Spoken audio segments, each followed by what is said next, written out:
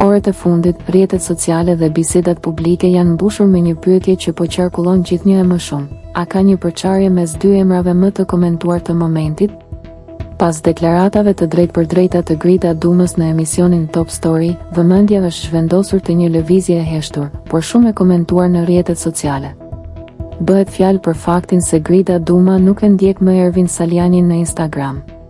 Në një kohë kur çdo veprim online shihet si sinjal dhe çdo klik interpretohet si qëndrim, ky unfollow ka ngritur menjëherë aludime.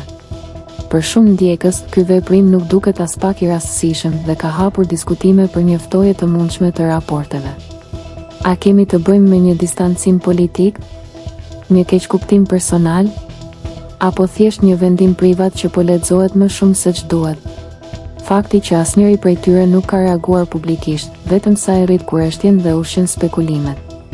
Deri në një sqarim zyrtar, rrjeti vazhdon të analizojë çdo detaj.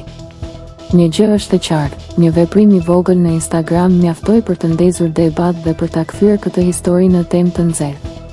Po ju, si e shihni këtë situatë? Rastësi apo mesazh i fshehur? Na tregoni mendimin tuaj në komente.